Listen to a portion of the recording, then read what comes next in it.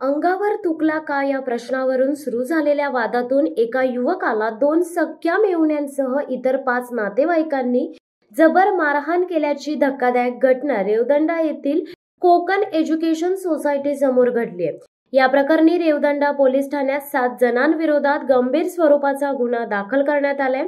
जखमी अभिषेक मनोज कदम वय वर्ष 35 यांनी दिलेल्या फिर्यादीनुसार औदुंबर शरद गोंधळी याच्याशी त्याचे प्रेम संबंध होते आणि मे 2024 मध्ये औदुंबरच्या बहिणीशी प्रेम विवाह केला होता।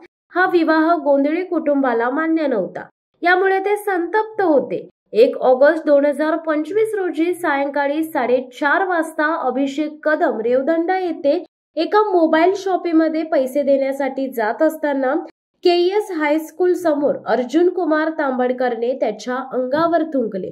तू अंगावर का थुंकलास असे विचारताच वादाला तोंड फुटले आणि अर्जुन कुमारने इतर नातेवाईकांना फोन करून बोलावले।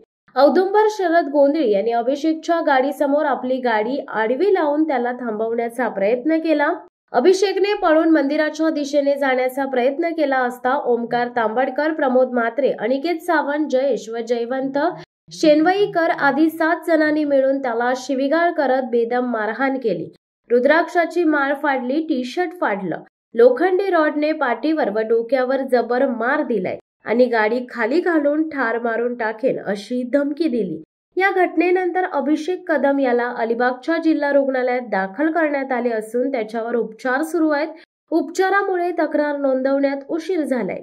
या प्रकरणी भारतीय न्याय संहिता कलम 189(2), 191(2), 190(12)(6)(2), 118(1), 115(2), 352, 351(2), 324(4) अन्वये गुन्हा दाखल करण्यात आला। रेवदंडा पोलिसांनी दिलेल्या माहितीनुसार आरोपी औदुंबर गोंधळी, प्रमोद म्हात्रे आणि अनिकेत सावंत यांच्यावर यापूर्वीही हाणामारीचे गुन्हे दाखल आहेत। शिवसत्ता टाइम्ससाठी अमोल कुमार जैन, अलिबाग।